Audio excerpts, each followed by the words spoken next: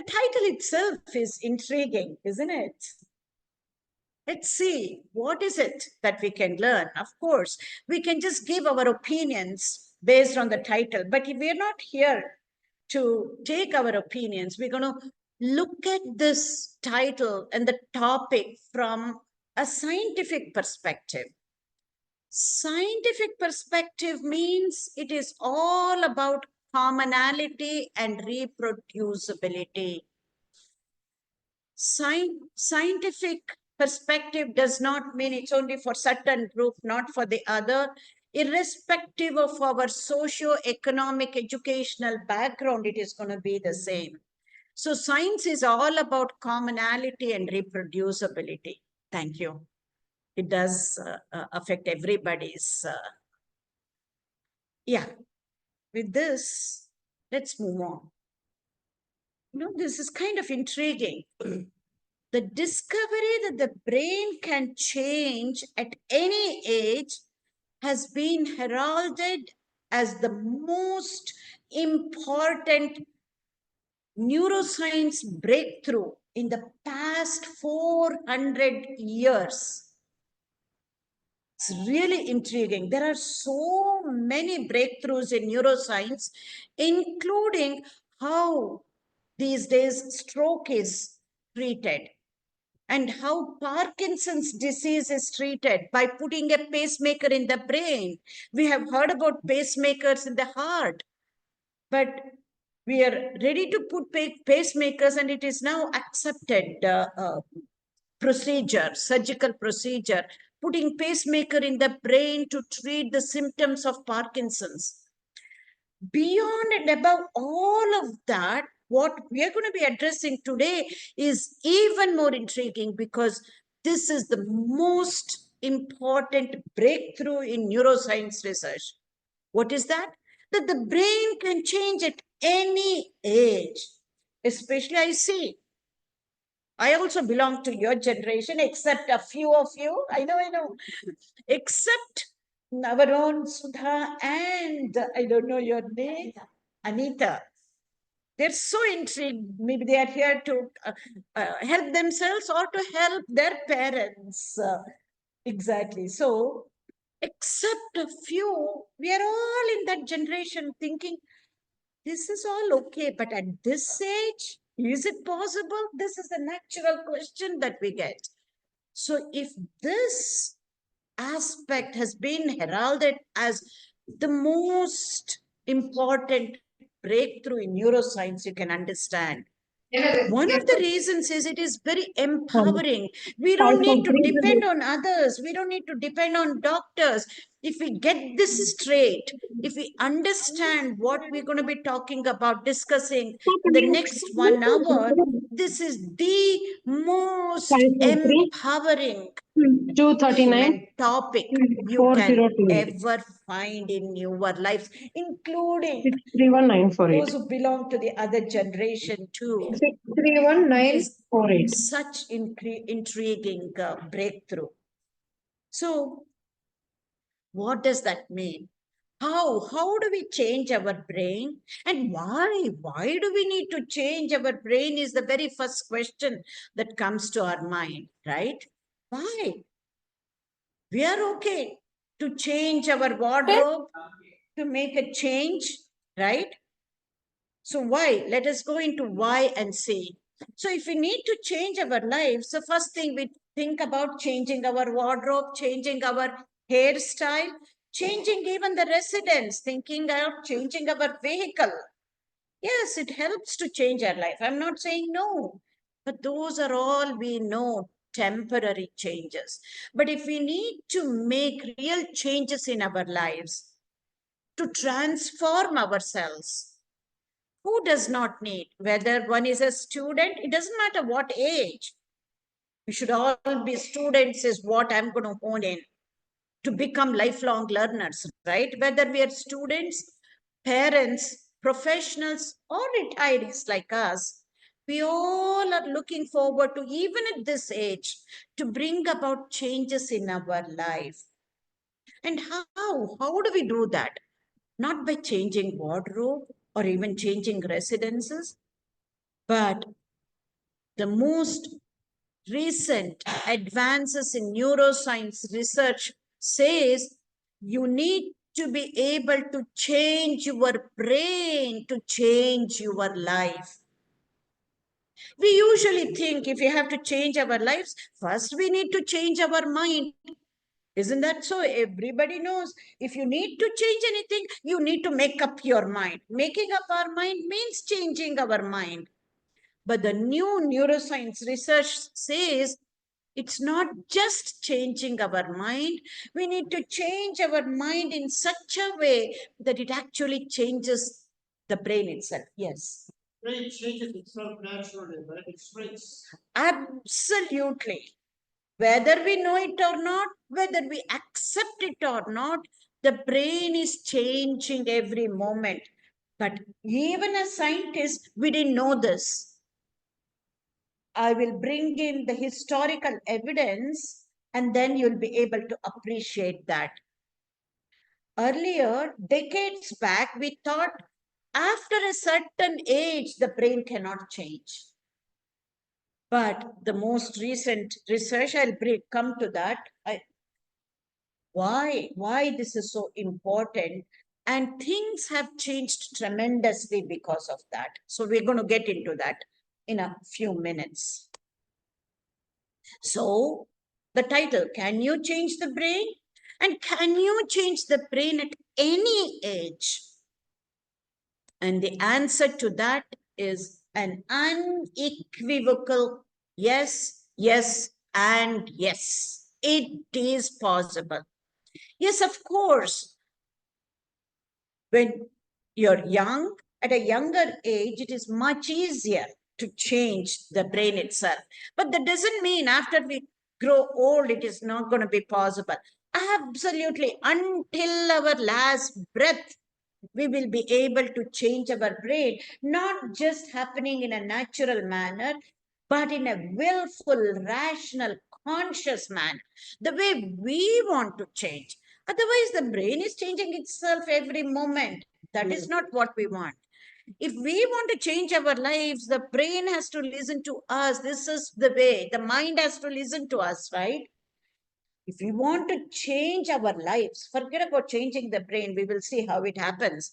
If we want to change our lives the way we want it, then we need to train our brain in such a way that it will listen to us. That is why we are here to be able to understand that. So how does that brain change at any age? This is where the science has come to our rescue. How can the brain change? This is where we are going to know. This is the historical evidence I'm going to bring how this all came about. The present Dalai Lama, His Highness Dalai Lama, he challenged the neuroscientists, saying that, you know what? If you change your mind, the brain will change. If you change your mind, the brain will change. ఇక్కడ తిరిగిస్ಬಿಡಿ ಅಷ್ಟೇ ಈ ಕಡೆ ತಿರುಗಿಸ್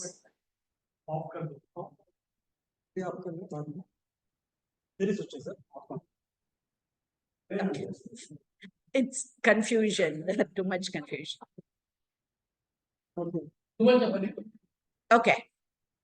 Can I get your attention now? Thank you. This is kind of important. We need to, there are certain areas, if you don't get this, then listening to the rest of the talk is not going to be as important. So what did Dalai Lama challenge the Western neuroscientists? He says, if you change your mind, you will be able to change your brain. But what did we learn when we were going through college as scientists?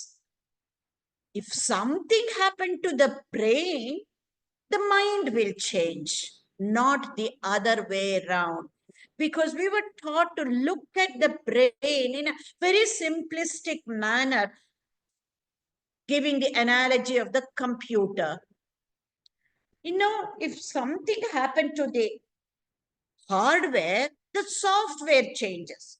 Easy to understand. But if we change the software, can the hardware change? No, it is not. This is how the Western neuroscientists thought about changing the brain itself.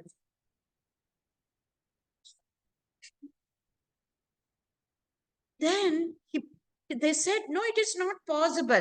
If something happened to the brain, the mind will change. This is what happens in many of the mental health conditions, right? But not the other way around. So Dalai Lama re-challenged again the Western neuroscientists, saying that, you know what? At that time, there was so much new technology. He said, use the technology and test this hypothesis, whatever I'm saying. If I am wrong, I will go and change the Buddhist texts, which is an offshoot of Hindu text. Even whatever he's talking about in Buddhist scriptural text, that is what is said even in our own Hindu scripture texts. So he said, if I am wrong, I will go and change the text. If I am right, then you go and change the text, what you have written, the scientific text. This is what he re-challenged. Not only that, he sent many of the Buddhist monks. One you're going to see here, what you're seeing on the screen, is actually a French microbiologist, researcher, and he turned into a Buddhist monk. Like that, he sent many, many Buddhist monks. They all had many, many thousands of hours of meditation experience. What does the changing in mind means? When we meditate, it's easier to change our mind, right? So he sent many, many monks, Buddhist monks, who had somewhere between 5,000 hours of meditation experience to up to 10, 20, 25 to 30 hours of meditation experience. And their brains were scanned using fMRI, not the MRI that we usually use. That is for clinical studies. For research studies, functional MRI, PET scans, SPECT, SPECT scans, PET scans, and fMRI. So their brains were scanned using these tools so that they could study the activity of the brain in a longitudinal way over a period of time. So different regions of the brain lit up, showing that the certain parts of the brain was much more active than the other parts of the brain. When they did this, and they also compared the brains of non-meditative groups of people, what we call it as control group. There were many people who had not done even a single hour of meditation. Their brains were also scanned.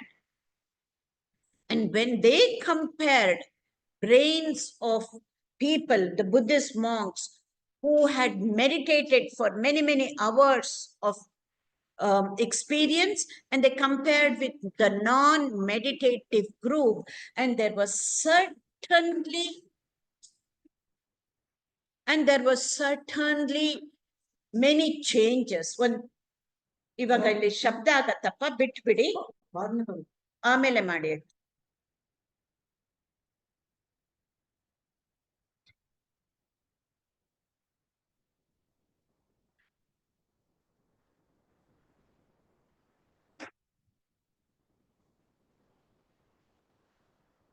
When the brains were compared between the two groups, there were such great differences.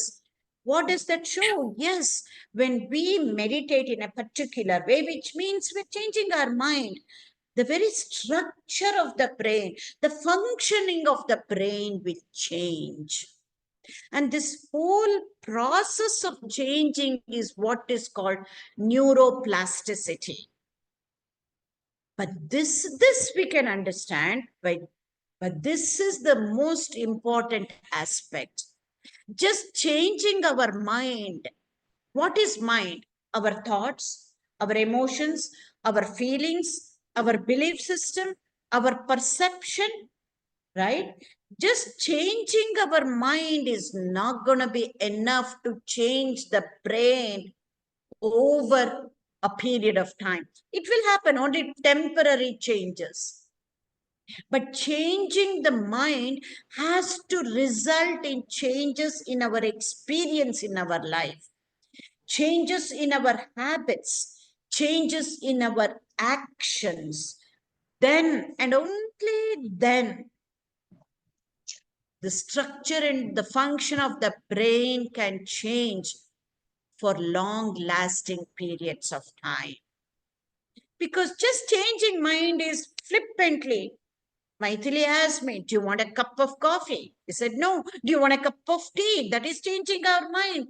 Flippantly like that. We know how to change our mind very quickly. Just changing that mind in a flippant manner is not how the structure of the brain changes, but changing our mind in a willful, conscious, rational manner over a period of time, resulting in change in our experience, is what changes the very structure and function of the brain. Very simply, this is what is called rewiring of brain. And that process is called neuroplasticity. So just changing our mind is not going to be enough. Changing our mind in such a way, willful, conscious, rational, effortful ways of changing our mind over a period of time results in changes in the structure and function of the brain. And that is what changes our habits, our actions, our behavior, and our experience in life. And this whole process is called neuroplasticity. Because these days we have heard about being positive is so important. So we go rah, rah, rah, positive. We have to be positive. We think positive. We speak positive. We feel positive. Just thinking, talking, and then feeling positive is not going to be enough. Those feelings, thinking, and speaking has to result in the action. Just telling our parents we love you is not going to be enough. Or as parents and grandparents telling our kids and grandkids that we love them is not going to be enough. We need to show that in action. Anybody can speak positively. Anybody can feel positively for a while, but it has to show in actions. Then only true transformation happens in our lives. If the positive thinking, positive feeling, positive speech does not result in positive actions, there won't be any transformation of our lives. Extremely important to get this point. This is what we call it as power of neuroplasticity. Before I go into what is real neuroplasticity, I want to ask if you have questions until now, any doubts that you have, this is the time to ask. Maybe I'll take a few breaks like this, get questions from you before just going further. Short-term memory is electrical. Long-term memory is chemical. So the chemical one is a permanent one. No, there isn't anything like that. Yes. Some is structural, chemical. Yeah. It's any changes that happens in the brain is electrochemical reaction. Okay. Both changes in the electricity and the bioelectricity, and also the chemical changes. And the chemical changes will end up in the, if you have to go even deeper, we don't need to, but just to say that It changes the receptor activity in the membrane of the neurons. So it is lot more, it's not so simple, but knowing that even memory, it is electrochemical reactions that happens for us to be able to remember. So the long-term memory is supposed to Both. that, or it can be No, reversible both. by Both. way of stimulant, like the thinking process.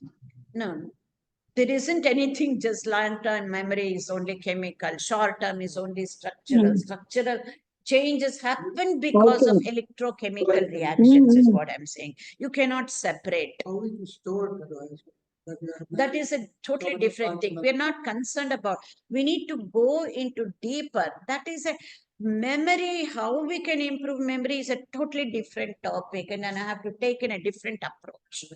That is one little. I know every one of us at this age, we want to improve our memory. That is not the focus of today's topic. It is all about first understanding and believing. I'll come to you. Believing that it is possible. And we even have doubts to improve our memory. And we can only improve to a certain extent. I'll come to that when I get to that. Yes. Okay. Mind and brain synonymously or No, no, no, no, no. Very different. Just to put it simply, brain is tangible. The brain, what I'm talking about, is just inside the skull. You can touch it, you can feel it. I have touched a human brain. When in the OR, you can't touch. While doing research, it is possible. And I have I've done brain surgery in animals. So it is possible to touch. It is possible to look at the brain, look at the changes in the electrical activity of the brain. When we do EEG, electroencephalograph, that it is looking at the electrical changes in the different regions of the brain. So the structure, which is a tangible structure, is the brain. What is so intriguing here is mind that is intangible is able to change something tangible. I'll give you an analogy, then we will be able to understand. So this is my mind, right? I keep thinking, okay, I want to change this gizmo of mine into an iPhone. And I keep praying, I keep thinking, I keep staring at it. Is it possible? It is something intangible, my mind. I want to change this, I want to change this. It's impossible to change something tangible like this, right? However, the mind that is intangible can change something as tangible as the brain. And this can be seen in many of the, even why fMRI, we can even just looking at MRI studies or clinical MRI scans, we can see the brain changing. So mind is something intangible, brain, different parts of the brain, starting with the most important for us as humans, what is behind this forehead, what we call quote unquote destiny. You can all understand Kannada? A word called Hane Baraha, right? For destiny. And we see Hane Baraha, we always show a forehead. That's because the behind this forehead is the most important part of the brain called frontal cortex. What we're talking about, another way of saying, can you change the brain at any age? You can create your own destiny. It is not that, yes, when we were young, we were saying, ಏನು ಮಾಡಕ್ಕಾಗಲ್ಲ ನಮ್ಮ ಹಣೆ ಬರಹ ಅನುಭವಿಸ್ಬೇಕು. Who hasn't heard this, right? We can't do much. This is our destiny. This is our karma. We need to go through this. Absolutely. Not just changing the mind in a flippant manner, changing our mind in a structured, effortful, willful, rational way. Yes, we can change our destiny. We can change our hanebara. Nobody's called brainwashing. No, no, no. How can that be brainwashing? This is real science with the When we have doubts like this, we won't even as simple as what you're talking about. We all know as we age, our memory power goes down. And then, though they say all of these things, it won't happen. This is the doubt that rises in our mind, which won't help us. Only when we believe things, it can happen. And this is not brainwashing. This is not voodoo science. This is neuroscience with evidence-based research I'm talking about. I went to US 44 years back, spent most of my adult life in US, and I'm talking with evidence-based research. Yes, somebody had a question here. As I age, physiologically, my body gets deteriorated. Eyesight and Absolutely. here. So I was assuming that the brain has also. So are you saying that this process can be reversed? No. Can actually improve? No, not in a broad manner like what you're thinking. I will come to that. And especially at the end, especially at our age, how are we going to look at this neuroplasticity? We are only focusing on the gross level. That has limitation. Do you think no matter how much of growth hormones I take, I'll be able to grow taller? No, I can grow thinner by getting certain surgery done, and with all the other things I can go thinner but not taller, right? No amount of growth hormones will help me grow. This is what we need to understand. I'll come to the memory, I'll come to the IQ part and see, is it possible to increase our IQ at a certain age? I'm not going to answer that right now. This is where the last slide. What do we do with this kind of information at this age? I'll come to that. Yes, you had a question.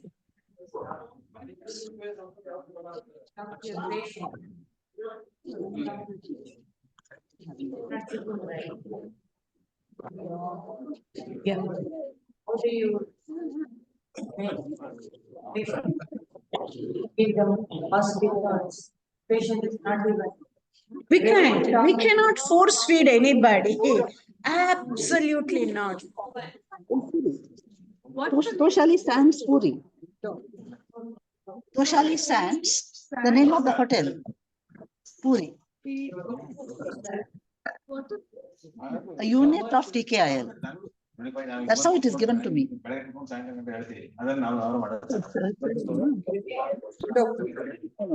is the resort is my batch get together. 1974 batch of SBI. No. No, that's why I checked that the gentleman has sent. Our other organizer, he has sent it.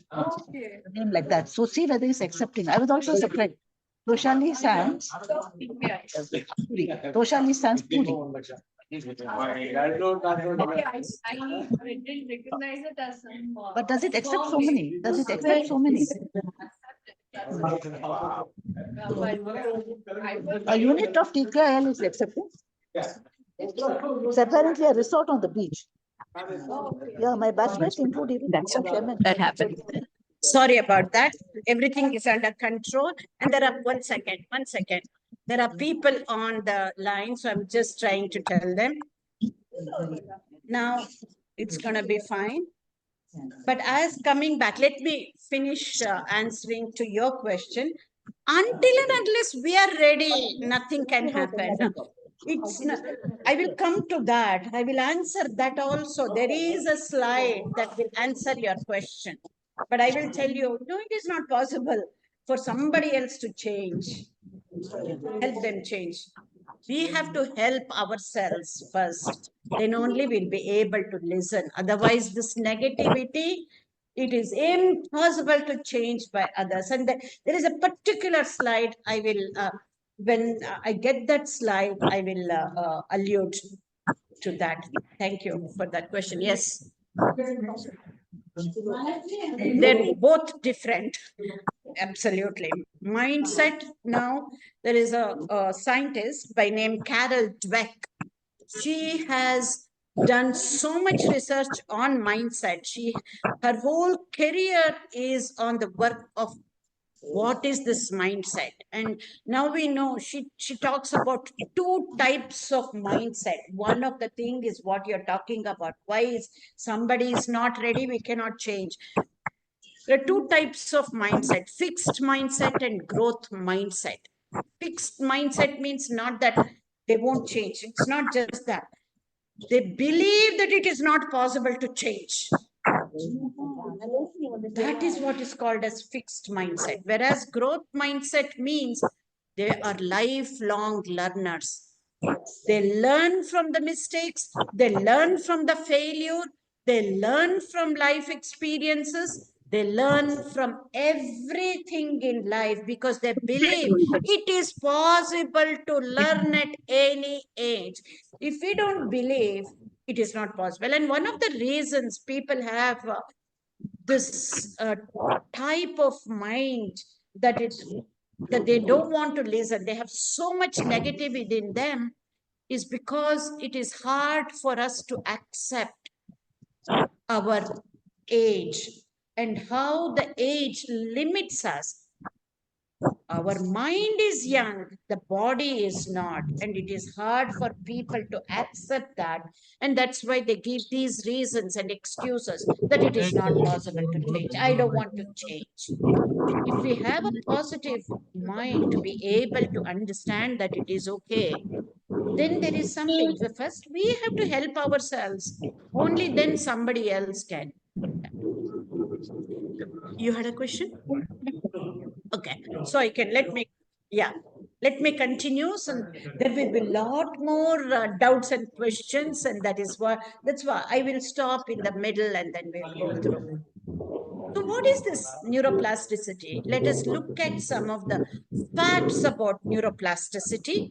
I will finish everything about neuroplasticity and then I will take, after this section, I'll take up the questions, not after each slide. Neuroplasticity. Oh, medical terminology. This is not voodoo science. We have based on this, you're going to see now, then you'll be convinced. I can understand. Probably I'm few years younger than you, that's all. But even when we were taught, we thought, this brain after a certain age, it's hard to learn new things.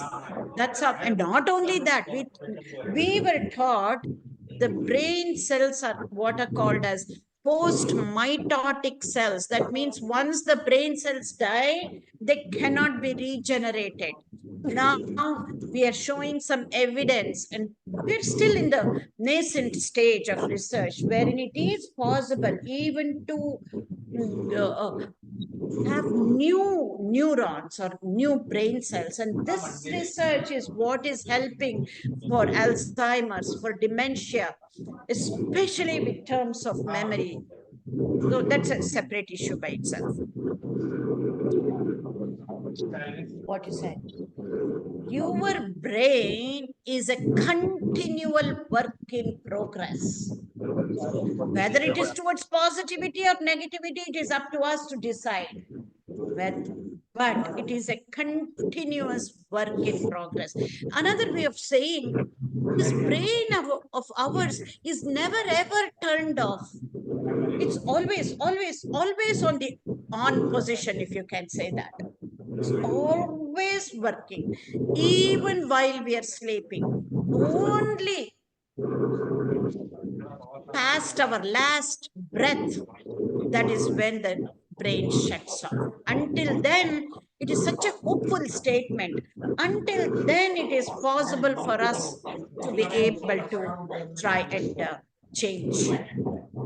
And the brain can wire itself, as you said. But how? If you just let it wire by itself, then it is that autopilot mode. I will come to that, what it means. And it will do its own thing. In other words, if I have to bring it in, because you mentioned the brain will always be changing. Let us put the brain aside. Let's take mind and then understand this statement. The brain is always changing. And whether we do anything or not, it is changing. It is like, when we take the mind, you can divide the mind into two ways. I'll use Sanskrit terms for us to understand rather than scientific terms. You'll be able to get it right away. Manas and Buddhi. If we have to use Buddhi, we need to use our effort. Otherwise, we're only listening to the mind. Mind says something, we go according to that. If we need to change, until and unless we use our Buddhi, it cannot change. So, the positive effect, or even when we are using the mind, it will keep on happening. Autopilot mode. My mind says, play the games, or you know what? Go get a drink. And if you are used to that, or probably I know I should not be eating some sweets or fried stuff, the mind says, go get it and eat it. And we listen to the mind, it happens. But it is the buddhi that has to take over. Otherwise, even there, the brain changes. I'll get to that. I'll after I finish the neuroplasticity side. The brain wires itself all the time, and it also rewires. If we don't take charge of it, it rewires whichever way it wants, mostly in a negative way, if you don't put the effort. Giving reasons and excuses why I cannot go out and exercise, why I cannot meditate. I'm not using the word meditate from a religious perspective. I'm using the word meditation from a very scientific perspective. We call that mindfulness, scientific term. The environment plays a key role in influencing the plasticity of the brain. If we are in a negative environment all the time, people doubting all the time, it is not possible, why do you want to keep trying, this is all there is to it, it has a negative effect. The environment plays a huge role. This is what we call it, both nurturing and nature. Always a debate between nature and nurture. The environment plays a huge role. And especially at this age in our lives, this is what we need to do, is to be able to be in a positive environment. We cannot create. Most of the times we are by ourselves, right? Either single or two people. You need to depend on each other, your partner, and try to create a positive environment. Otherwise, again, the experience, conventional wisdom says the anxiety takes over, the uncertainty of the future. We brought up the kids, and all the kids are in US. They don't even need our savings, our wealth. We did all of this for our kids, and nobody cares about our money. They are there in a different country. This is the first thought that comes to our mind, and everything is a slippery slope after that. This is where, again, bring this up. I'm just putting these things and bring this up in the last slide, wherein I'm going to bring in the confluence of neuroscience, that to positive psychology and spirituality. And then ask for yourselves, what is it that I need to be doing at this age? I have asked that myself. And I'm going to ask you to ask that question. We'll wait until the last slide. So, neuroplasticity has both good and bad effects. When somebody does not want to change, that is also the neuroplasticity in action. It's on a negative side, that's all. Whether we form new wanted habits Whether we want good habits, it's neuroplasticity in action. Or it could be a bad habit. These days, I see it's not just youngsters that are hooked up to the social media. It's also elderly people who are hooked up to this and not be able to distinguish between what is right information, what is wrong information in social media. What we call it as misinformation or disinformation. We are hooked up. It is easy to follow something.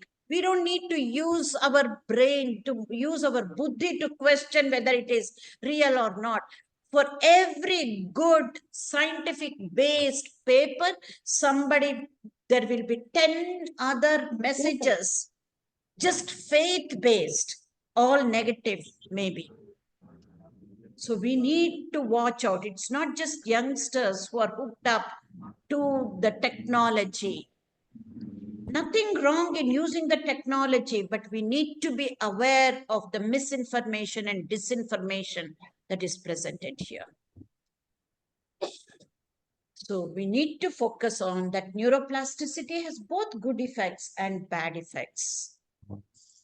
Again, look at this. The ability of our brain to change its structure and function based on our life experiences and repeated behaviors and our emotions and thoughts is nothing but neuroplasticity. We'll understand this in a better way now.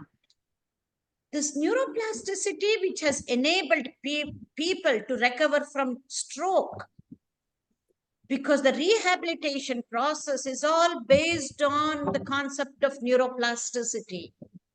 In fact, I have given talks, not in Bangalore, outside of Karnataka state, in Gujarat state, in a college, physiotherapy college, and also outside of India, in South Africa, talking about neuroplasticity principles of rehabilitation. Principles of rehab, whether it is for stroke or any other thing. When we go for rehab, we go get the physiotherapy done. If we know how it works, it empowers.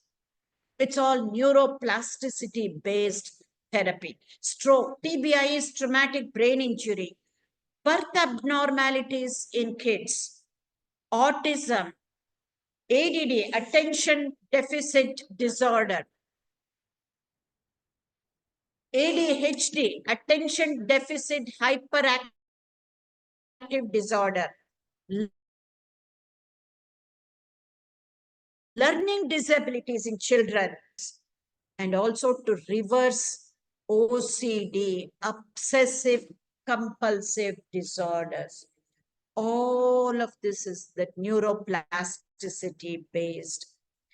So whether to cure a disease or it can cause the disease, it's all about neuroplasticity. How do we use that is left to us. We need to use our discerning power to be able to use the principles of neuroplasticity in a proper way and in a good way.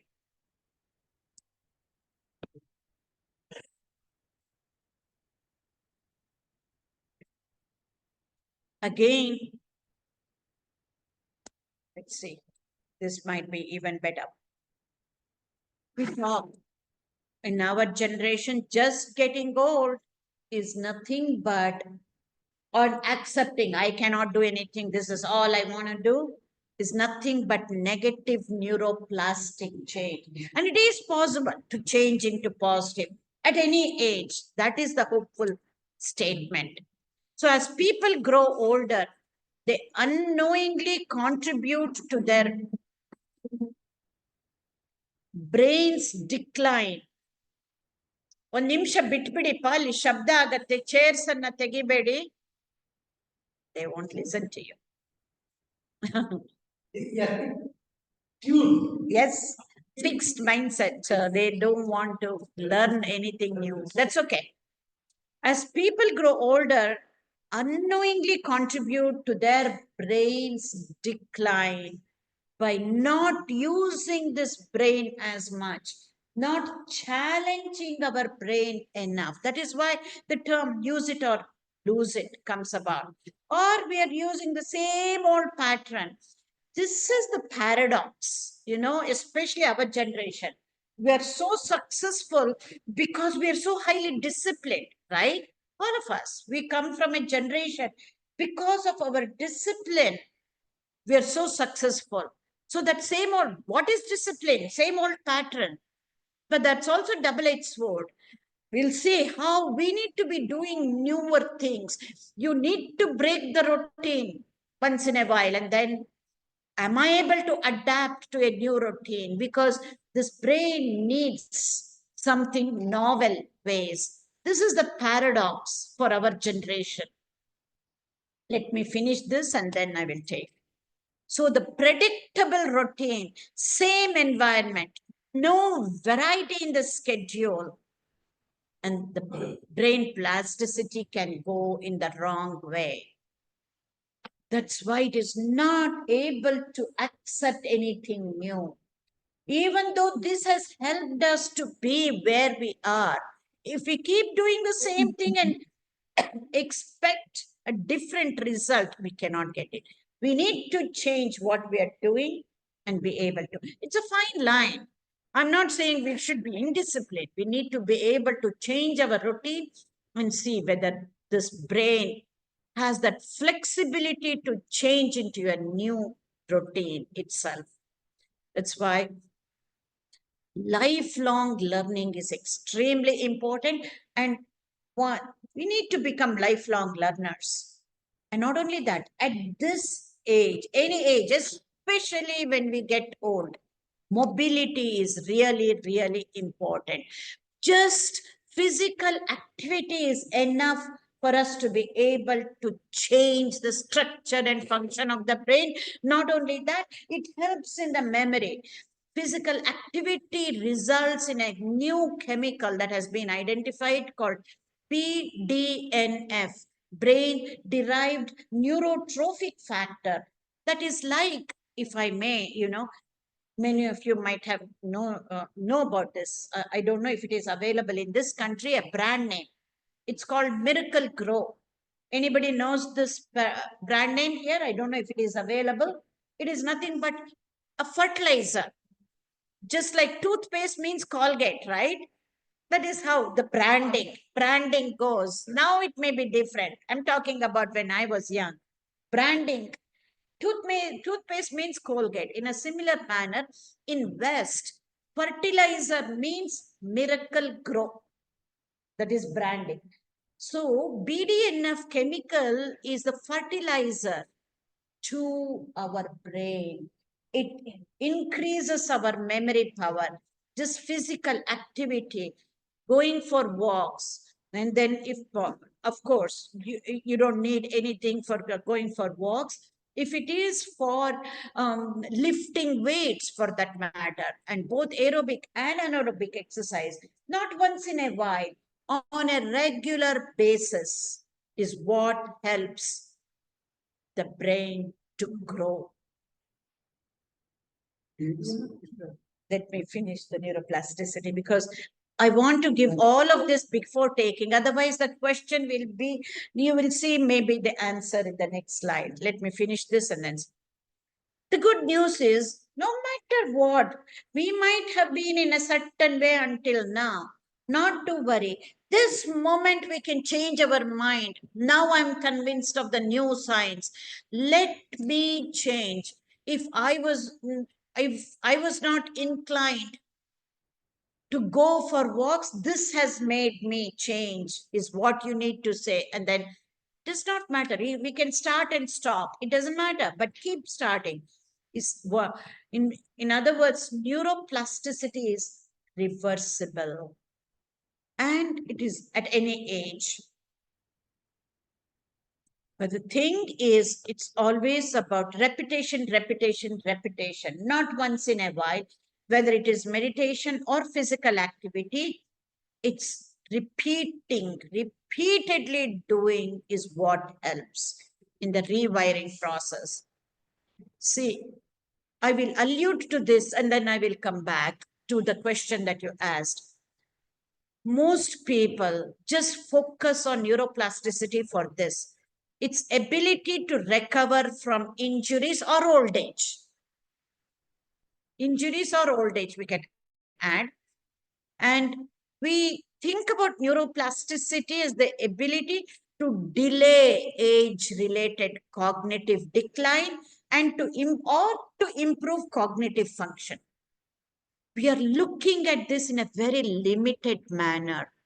It is the same thing, but I'm here today because you all belong to my generation.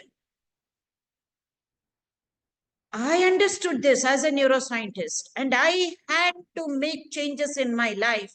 Otherwise, I knew none of us worry about any financial aspect here. I know that. That is not what bothers us. Every other thing, especially because we are financially stable, we pinpoint mistakes everywhere. We are intellectually so sharp. If we don't train ourselves, we will be focusing on all the errors from the political system to the buildings here and to all the people with the blue collar workers. That is normal. And especially the kind of posts we all held, we were good in evaluating, we were good in judging people, right? And to see the errors and correct them. That is what we were good at. The position that we held in our careers, we became so successful because we were able to correct everybody's mistakes, and that, which is what helped in the business, helped in whichever line you were doing. But we cannot carry on throughout the life and expect to be happy. We cannot lead a positive life by having a negative mind. To correct the world, so making an attempt to correct themselves. Exactly. But we're all, including me, my profession, you know, in educational field, and on top of that, a parent, a mom. So the only thing we are good at is to find mistakes and then correct it, right? As an educator. Even now, my role is that, but I do it in a different way most of the times. We'll get to that in the last slide. I'll keep it as a mystery. Yes, you had a question. Neuroplasticity. Patient, No, let us keep it as a question. Quotation we will end just a later. sentence in this context. No, if it is a question, we will do it. I don't want it a discussion right now because we want to No focus. discussion. We will have discussion at the Just end. want to convey. Okay, we will have that, take it at the end because then it gets diluted. Only if you have question, please ask. Yes. On the scale to the impact on this, is there too many studies today to solve whatever we are discussing? Artificial intelligence. Huh. What about AI? Impact. Huh. A lot of the talk that you have on research. All this research we started before the AI and it is still so nascent. We're going to be using AI to help and aid in this research. That has no influence. Even how did AI came about? Through this biological intelligence of humans, we created AI, right? We cannot give too much credit to AI. It's only the biological intelligence that has made this AI where it is. How is that going to impact? It's such a broad question. It has both positive and negative effects. Depends on how we use it. How we use it. It's a double-edged sword. Sword or a knife with the surgeon's hand, it can save lives. The same knife with a thief or a murderer can kill, take away the life. The same knife. AI is like that. Depends on us how we're going to use it. Any other question? I can go forward. Hello, madam. So coming back, so neuroplasticity, is this all there is to it? The natural question, I say, no, it is not. But again, it is up to us. The way science works, we say this is how it happens in the brain. If you change your mind, this is how it is. How, for what reason we change our mind is left to each and every one of us. We need to wonder and ponder on this. And I want you to keep wondering and pondering about this. And I will raise this question again to conclude today's talk. Otherwise, we're going to just remain at the level of increasing the memory, increasing eyesight. These are the ways where AI can help. But what we are talking about is not to depend on others, to depend on our own mind, depend on our own thought patterns to be able to change. For example, I'm sure you're come across somebody who has gone through depression in your life, or some of you might be going through. Want to raise your hand? I've gone through depression. Anybody who is familiar with anybody who ever had depression in your lives? Yes, right? And what do we know about depression? It is because of chemical imbalance in the brain. So what do the doctors do? They give you medicine to correct that imbalance in chemicals. Isn't that so? What we are talking about with neuroplasticity, if you change your thought patterns in a particular way, you will be able to change that chemical imbalance by yourself. I'm not saying, not for a moment, those antidepressants are not helpful. I have taken the antidepressants myself. It will help only to a certain extent.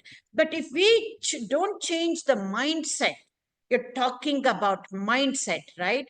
Difference between mind and mindset. What does that mean? If we don't change our perception towards life, towards the world, no amount of just taking antidepressants will not help. That is where the new regimen is, along with antidepressants, some form of therapy, psychotherapy, talk therapy, diabolical therapy is what is needed to change our perception towards people, our perception towards the world, how we look at things. This is where a quote from a quantum physicist by name Max Planck came about. And after that, many people have used it, and it's very popular.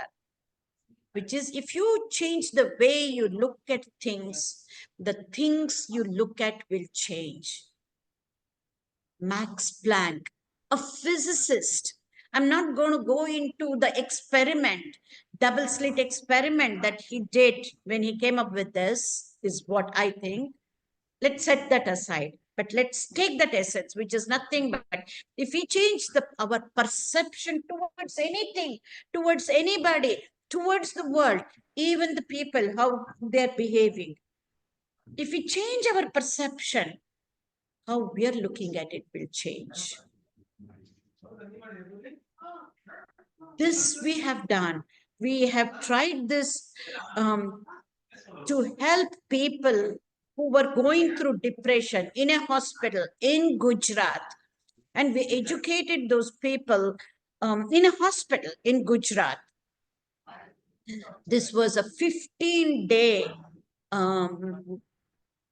workshop we did on overcoming depression by changing the chemical imbalance through self-directed neuroplasticity. We're just talking about plain neuroplasticity, but self-directed, that means we need to be ready to change. That's what it means by self-directed. And it is possible. We collected the data and we have evidence that it is possible to reverse that, to change that. And I myself is a living example of that. With that, I will move on. Even just knowing all of this, this is not going to help us completely. We need to understand, like what you were talking about. Something prevents us even to accept this. I'm here as a neuroscientist, uh, having so much of experience both in US, in India, in Bangalore, and not just Bangalore, in India and in 5 other countries. But still, we doubt whether this is going to be possible, right? Nothing wrong. This is the way the mind works. We need to understand this because there is something that prevents us to accept anything. If, as a scientist, as a neuroscientist, if I'm saying if it is impossible to accept, then can you imagine if somebody's husband says, no, you can change, the wife will accept, or the son will come and say, the dad will accept? This is the way the mind works. We need to understand this and move on. So, what is it? What is it that prevents us? And not just this, anything in life. Why do we resist certain positive things that come in our way? Why do we resist improving our lives and accept whatever it is I accept and lead a life that is not full of zest? We put limitations on ourselves. We need to understand this because I can relate to this group. We have come up in our lives to this level. This is not because of inheritance we are able to enjoy all of this. This is self-made for most of us, right? Then we can think about why is this happening? What is it that prevents us? You know, whether we know it or not, anything that is negative, it could be a negative thought, negative emotion, negative feeling, negative experience, negative memory. It sticks to our brain and mind like Velcro.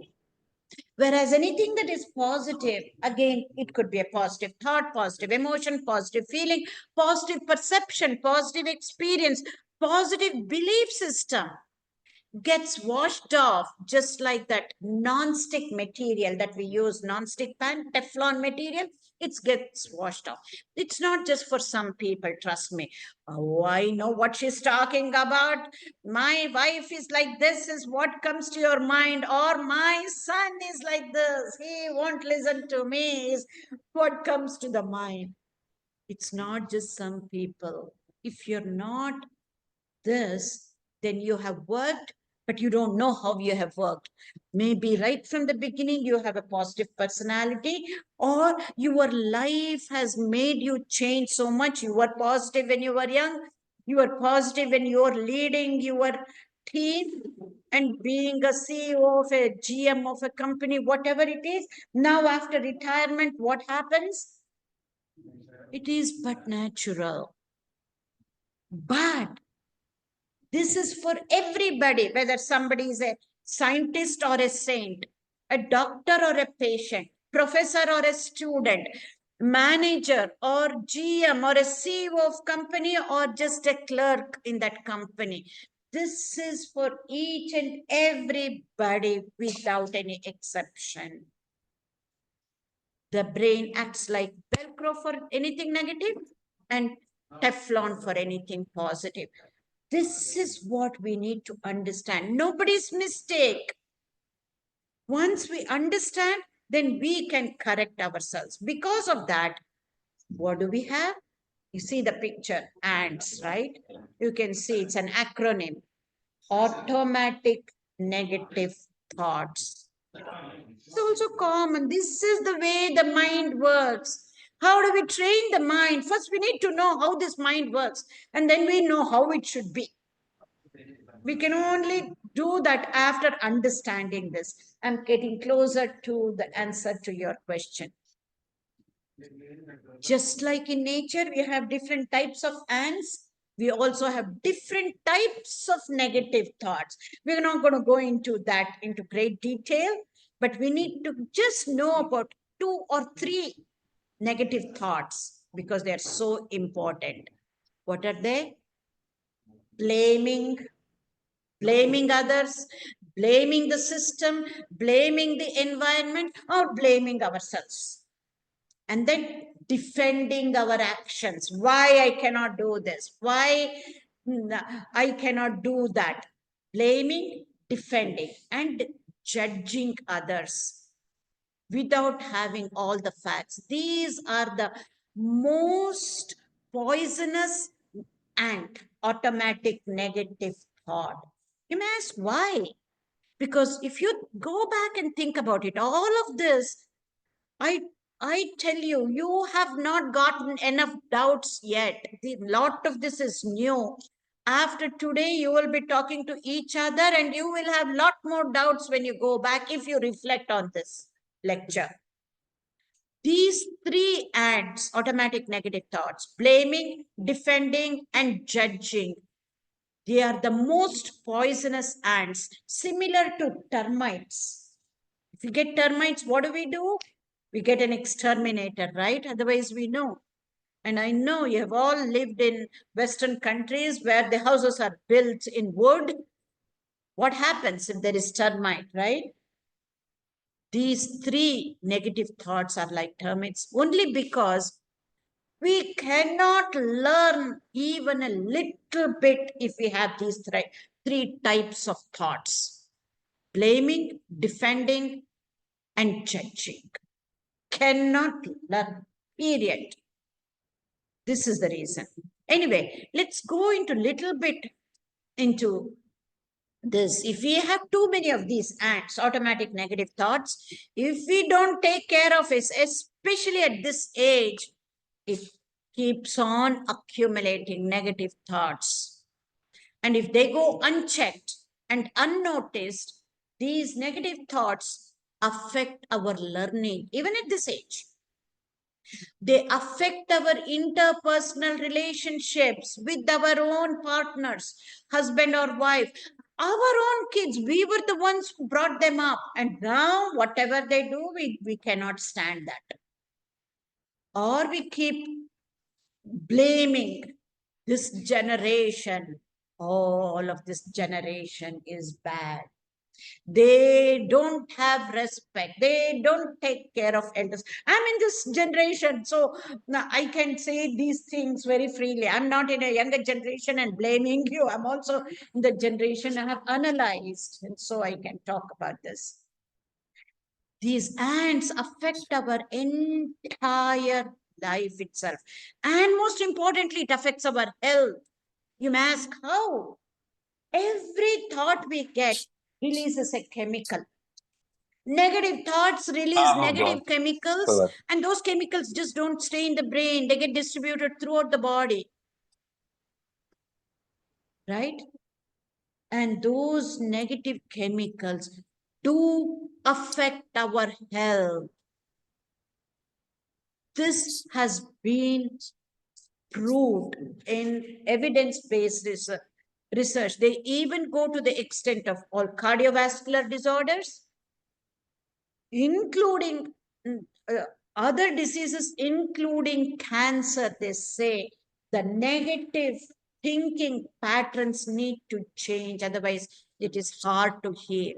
Even if they have not contributed in our healing process, whatever we are going through, it will affect our healing.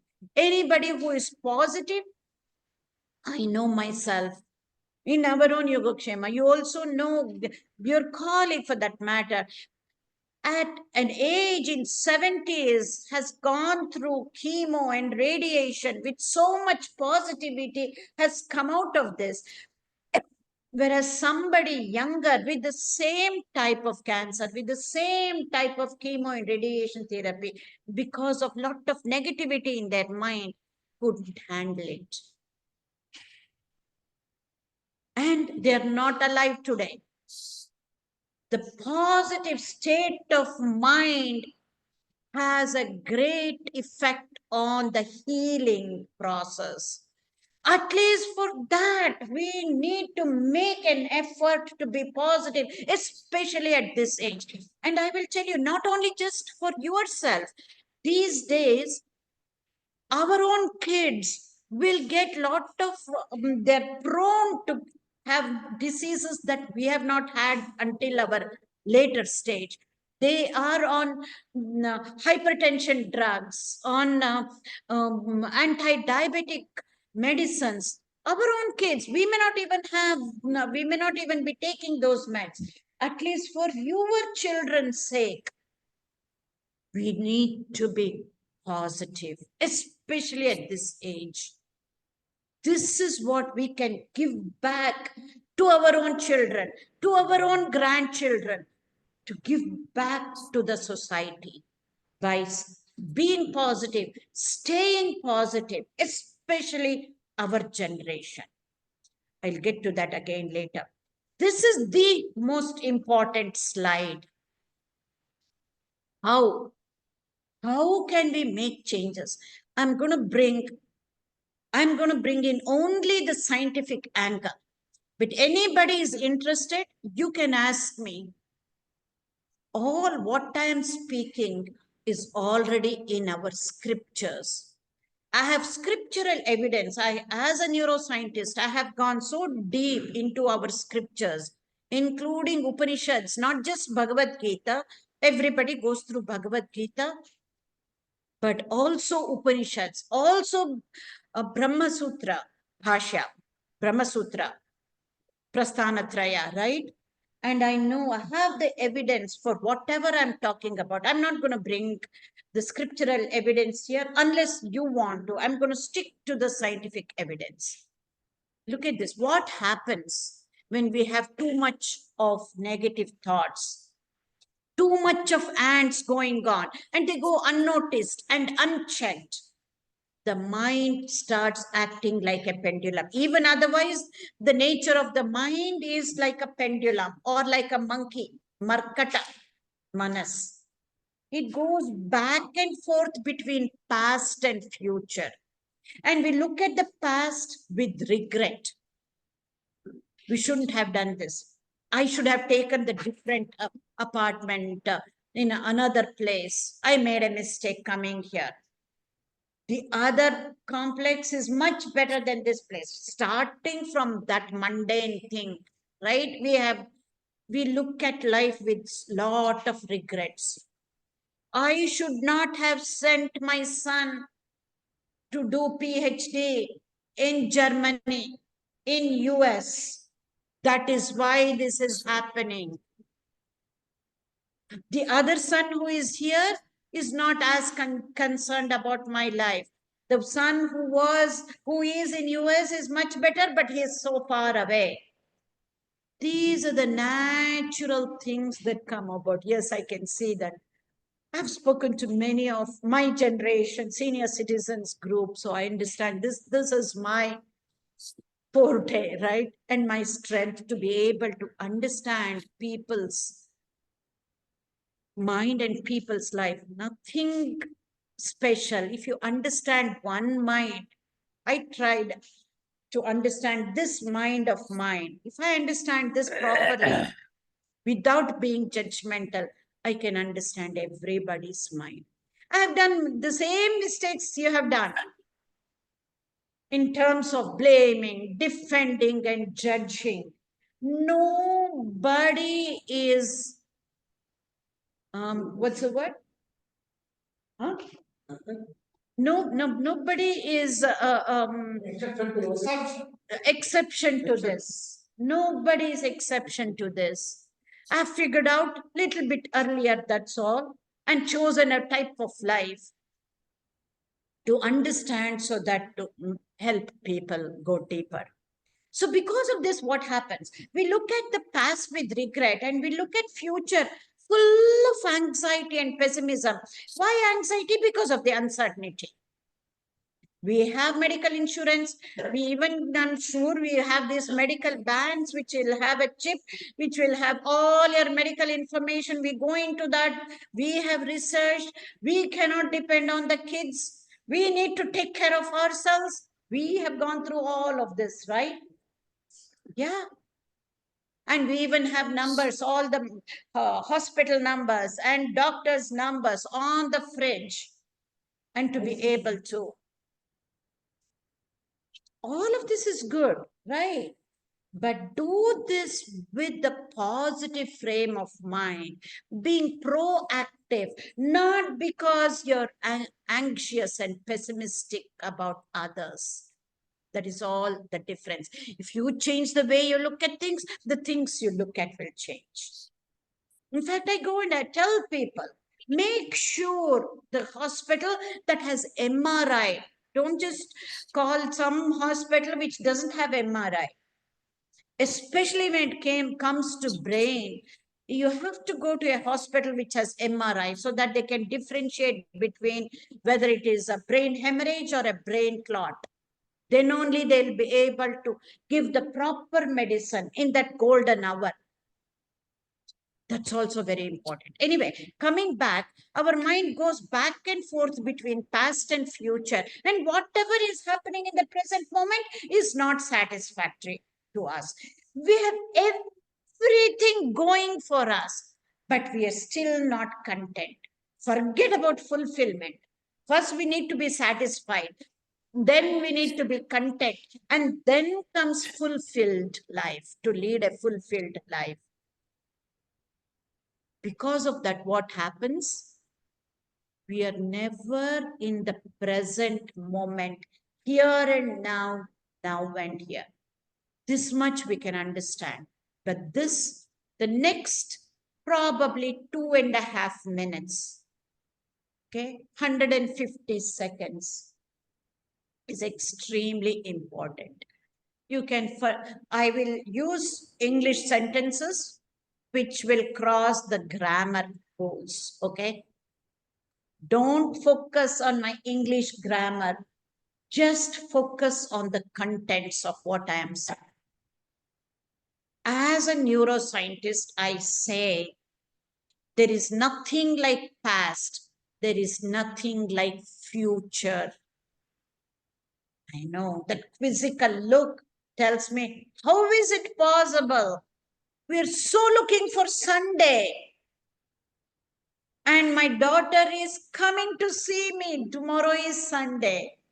Yes, I'm not talking at that level.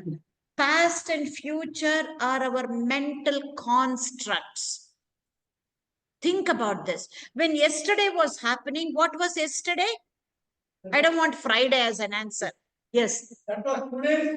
Exactly. Yesterday was today, right? When yesterday was happening, yesterday was today. Tomorrow hasn't happened. When tomorrow is going to happen, what will tomorrow be? The same. Tomorrow will be today. Forget my grammar. Isn't it so? In other words, when it comes to doing part, when it comes to actions, we can only do today. I tell you, not even today, this moment. When it comes to taking actions, doing things, we can only do in the present moment, here and now, now and here.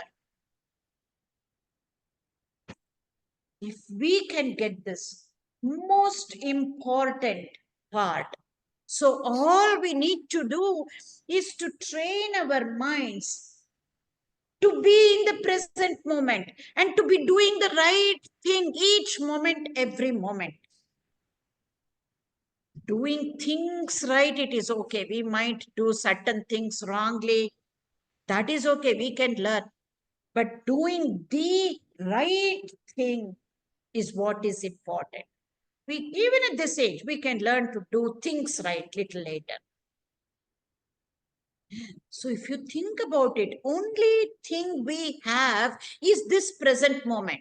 But we are worried about the future, be anxious, and our mind goes off, and that leads to negativity. Not only do we have only this present moment, the only thing we need is only this moment and nothing else. Very profound, isn't it? This is a scientific way, and this has already been said in our scriptures, mind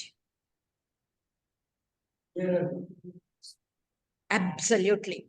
Here and now. Now and here. Live in the present. Absolutely. Absolutely. Let it sink in for 30 seconds. If you have any questions regarding this, ask. Otherwise, let it sink in and then I will continue.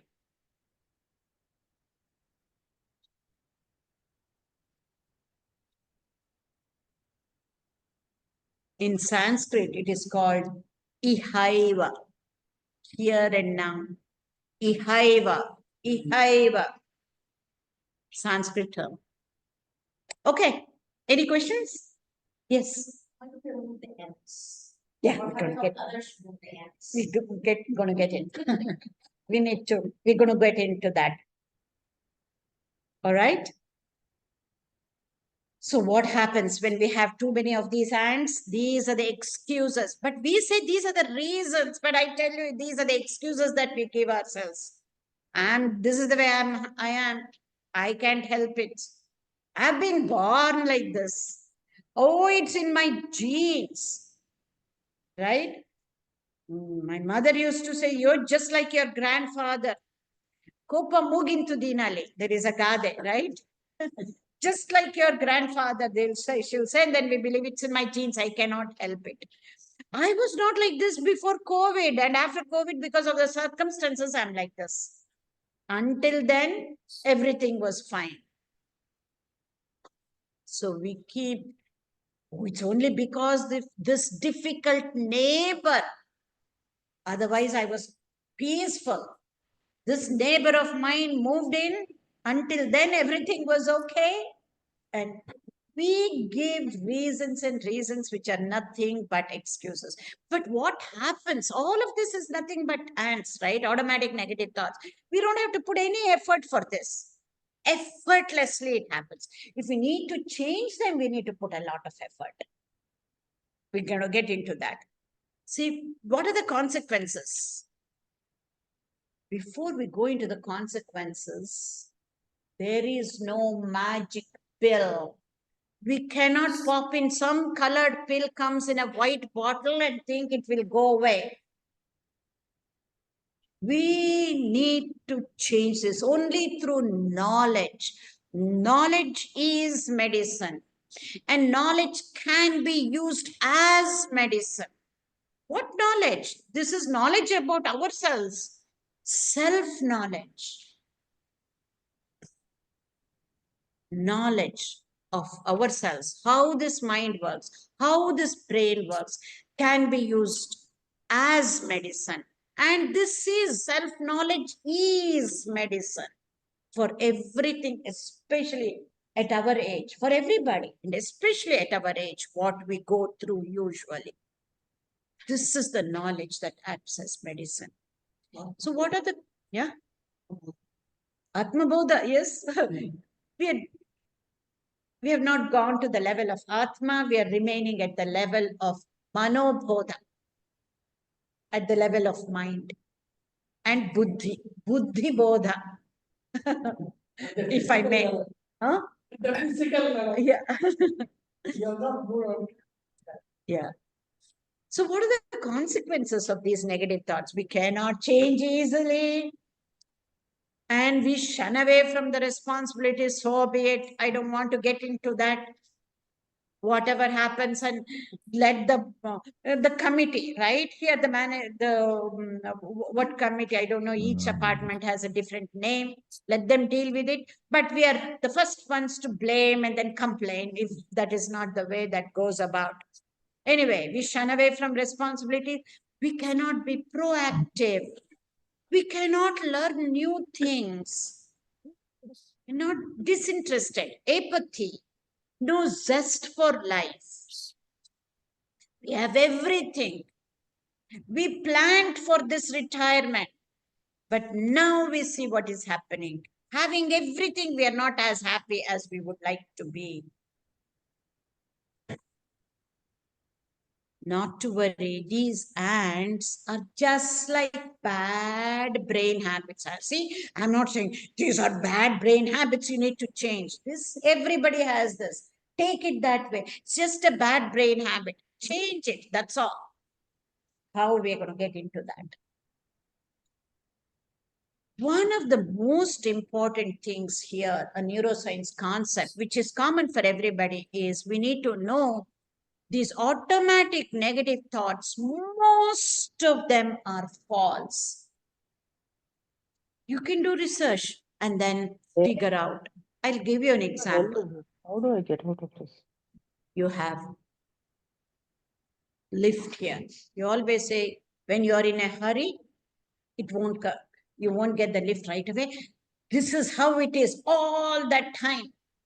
Don't we say that? Do this. You can test it out. And then you do statistics and figure out how many seconds will it take. It has an algorithm. It doesn't wait. It doesn't depend on our emergencies or on our moods, right? The algorithm is set for that lift. We all know that. But when we are in a hurry, what do we say? This is the way. Or, for example, when we use the app these days, we don't want to drive. We want to get either cabs using whatever app. And whenever we are in a hurry, it doesn't arrive on time. And we make these blanket statements. That's because nothing wrong. We all do this. But this is nothing but effortlessly we keep blaming it, which is an automatic negative thought. Watch out. Be aware. And then we will be able to figure it out. So don't believe everything you think. Because you are thinking, you believe everything. Especially the negative thoughts. Do not believe them, even though they occur in your own mind and brain, because most of the ants are false. And one thing, I'm talking only at the thought level.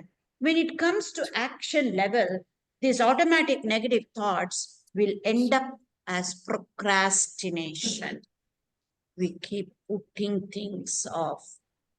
Tomorrow and tomorrow leads to procrastination at action level. So how do we overcome these ants? Very simple. Bring in a concept of neurosculpting. You have seen many sculptors, right? What does a sculptor do? Use a huge boulder of a huge rock, and we have shown the picture of Hanumanji. He already sees Hanuman or Anjaneya in that big stone. Whatever is not Anjaneya, he removes the stone, right? He does not take anything from outside and make it Anjaneya. Whatever is not Anjaneya, he removes. That is the role of a sculptor. Isn't it so? So likewise, we need to become sculptors of our own lives. We need to become neurosculptors. Whatever is disempowering, whatever is negative, we need to have that self-awareness to figure out what is negative and what is positive. No defending at that time. Be honest with yourself. And whatever is negative, take that out.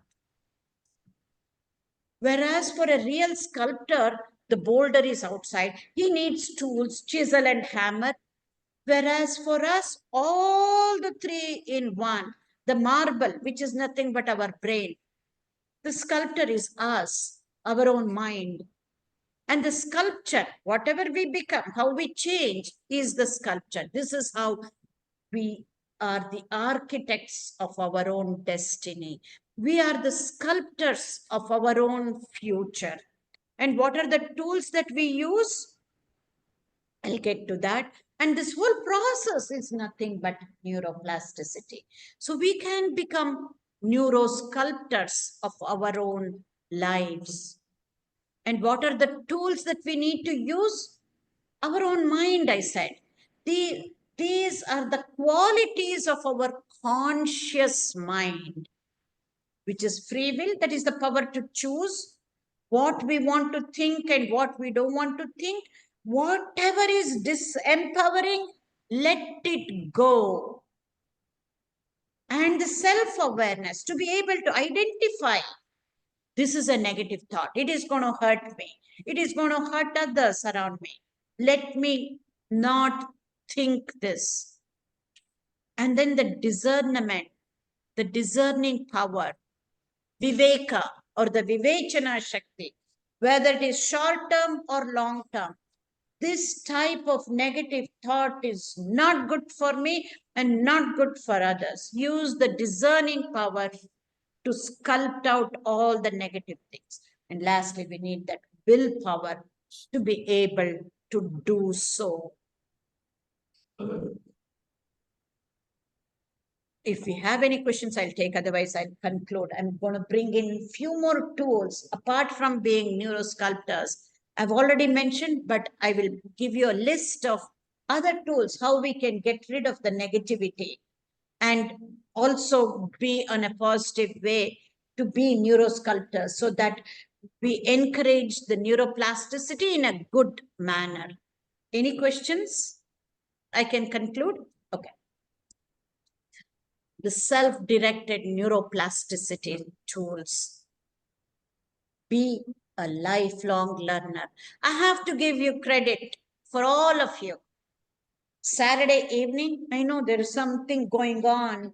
You could have gone there looking at the stalls and then whatever you wanted to do. But you came here to learn something new. Just looking at the title, hats off to you. Kudos to you. You already are. Otherwise, there are so many others. Only some of you have come. Kudos to you. You're already on the track to be a learner. Be a lifelong learner. And I already mentioned physical activity is extremely important. And so also cognitive activity. Use the games, but don't become an addict to the games.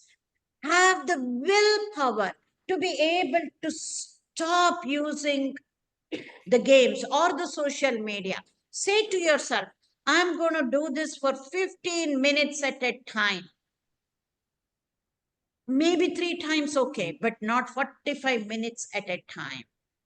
Because the brain gets drained out. You won't have enough energy. I'm also saying in a more scientific manner. Because at this age, it is very easy. This is our companion, the games, the social media. Much more than meeting friends, we want Facebook, not meeting people face to face, right? So make an effort. Don't forget the importance of social intelligence. Extremely important, meeting people. Make a pact right now. Once a week, I will go for tea to somebody's house. After this, take 5 more minutes and then do networking. Every day, don't have your tea, afternoon tea by yourself.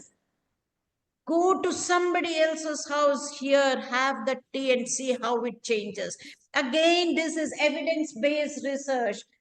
Japanese people, there is one particular city in Japan where they do this. And you already know, you have already read and heard how their health has improved. And once a week, invite each other. One family is enough. You don't have to cook much. Otherwise, even at this age, cooking is difficult. One more person you can do potluck. Just one family at a time, not too many. Then it becomes just mindless socializing. With the purpose, socialize. With purpose, purposeful socializing. And certainly okay to play the games, but use your willpower and stop and see how difficult it is. But when you do that, take pride. I was able to do that. Earlier, I was on the phone for 1.5 hours playing this game. Now I can stop at 15 minutes. Say that to yourself. And then converting afflictive, negative emotions to healing emotions. Extremely important. We have, without our knowledge, and rightly so, with righteous indignation, or you have reasons to have afflictive emotions to somebody or other, family member, your own children, your own whoever, cousins, whoever it is, some negative emotion, convert that into healing emotions. We're not going to get into how to do that. That's a separate topic in itself. And develop this attitude of gratitude. Just keep a book. Write 3 things you're grateful for. Every day, write 3 things you're grateful for. Sit in the same place, same time. Law of association helps. Sit in the same place, sit at the same time.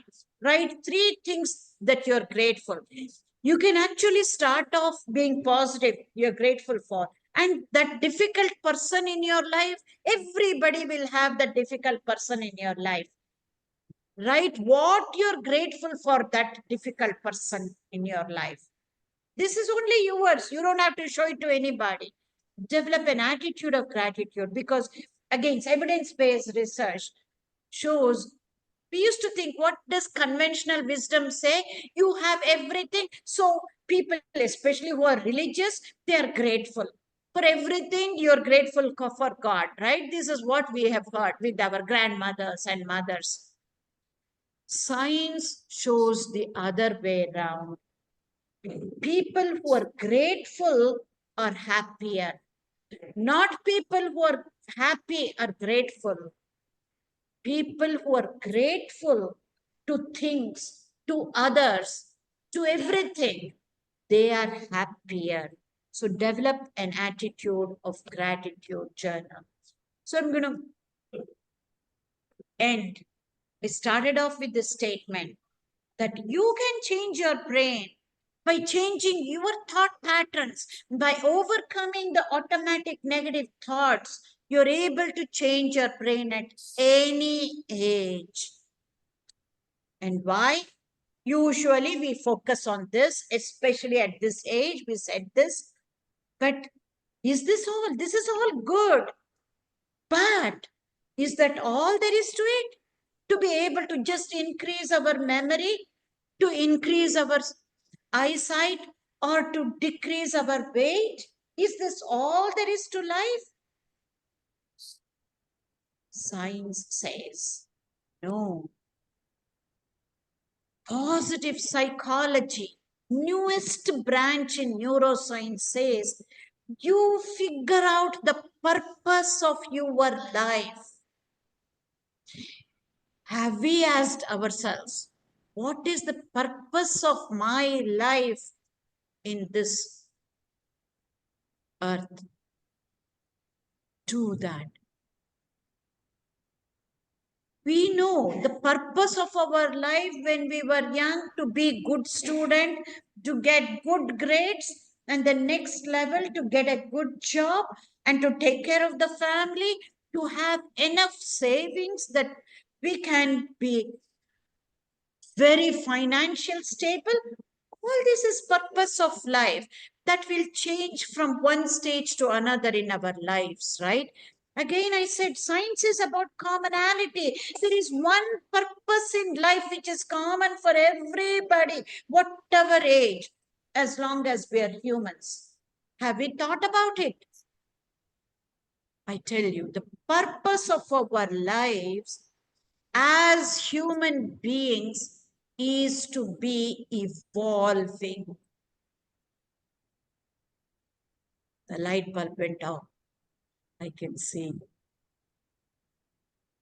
We have not realized this. I'm here to show you our purpose of life is to be evolving.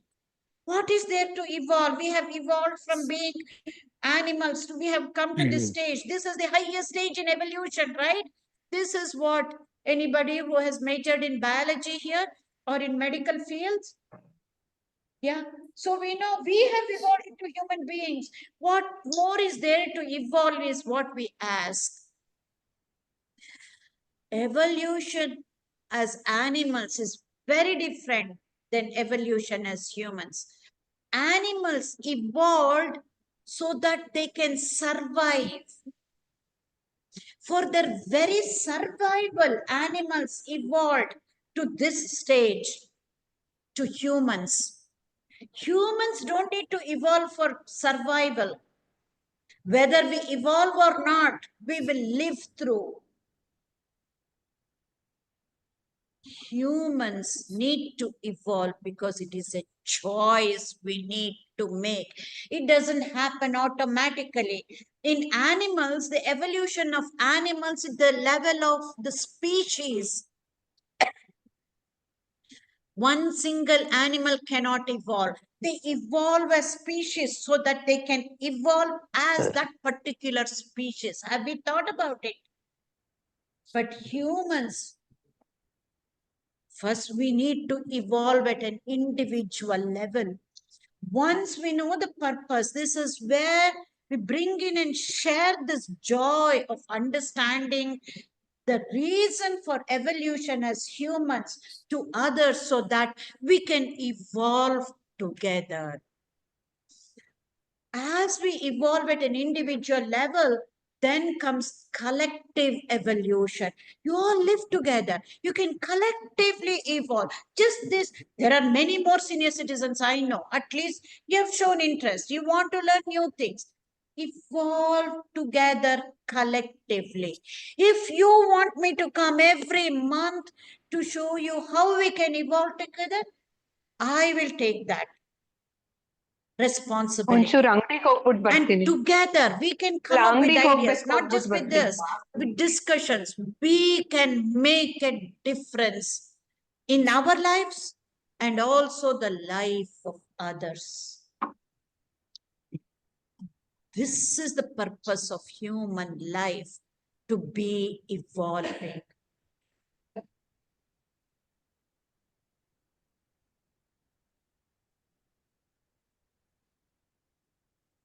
When we do that, we don't just focus about neuroplasticity, how we can improve our memory, how we can focus more, how can I be little bit physically better. All of this will happen. I tell you, much more than physical health, much more than wealth.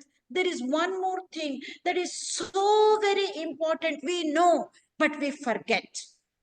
And that is interpersonal relationships. If we have meaningful and purposeful interpersonal relationships, we can overcome any kind of health issues. Even if we have, not for this group, but I'm just saying, even if we have issues financially, it can be overcome if we have good relationships, starting within the family and expanding it within the society and community. Think about this. We have youngsters. They are hale and healthy. They have everything going. But if their relationship with their parents, with their siblings, with their grandparents, if it is not good, they will be healthy, but it is not leading a life of well-being. We may not have, I may not have as much good health. If I have good relationships, I am better off. I am well. May not be healthy. There is a clear-cut difference between being healthy and being well. Well-being is different. Health is different.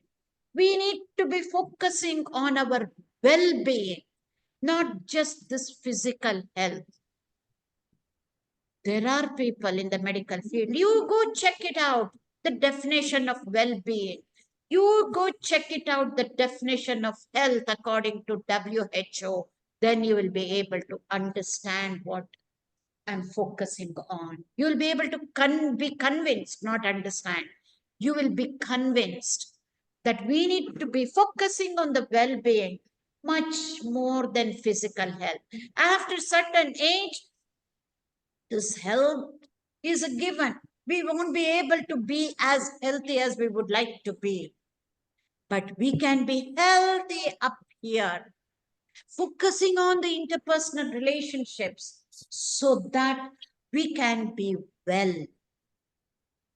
With that, I close with this statement. This is one thing which is really important for me that I learned from my guru, who is the same guru as Swami Vivekananda, believe it or not. That is Ramakrishna Paramahamsa.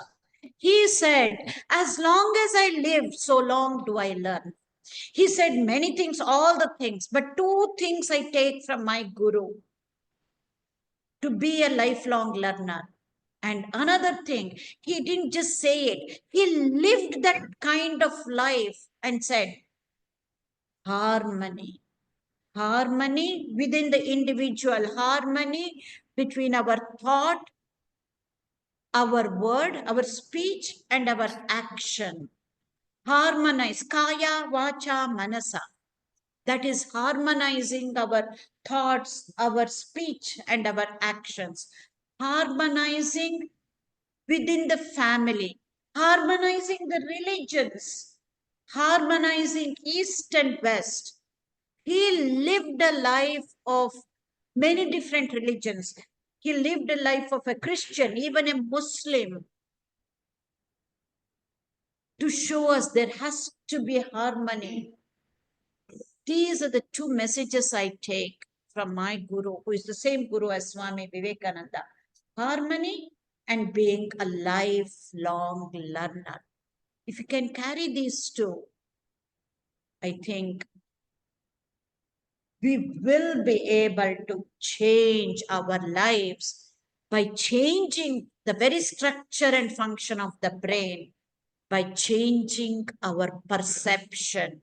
If we change the way we look at things, the things you look at will change.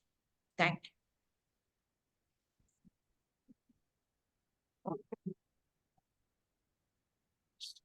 Questions? Yeah. If you have questions. First, I want the question center. Yeah. That is like, don't allow the brain to use you. You use the brain. Absolutely. So very interesting, right? Also stimulating. Thank you. After stimulation. Good evening, ma'am. Definitely, Thank you. possibly take toward the positive. It means a lot because I didn't expect this many people, to be honest with you. It is difficult for, I'm an elderly person, belong to the same generation, right? Not too many people will have that open-mindedness to learn something new. We know everything is how we feel. Ma'am, good evening. And it's, yeah, it's, exactly.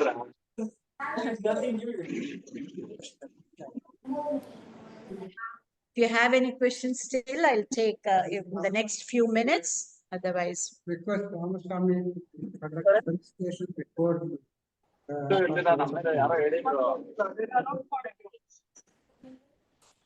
evening, ma'am.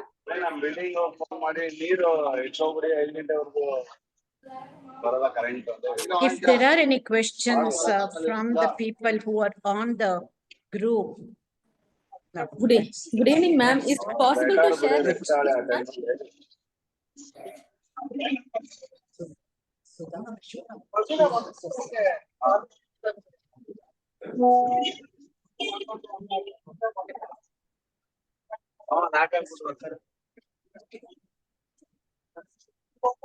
I will end the meeting here. The Zoom session I will end.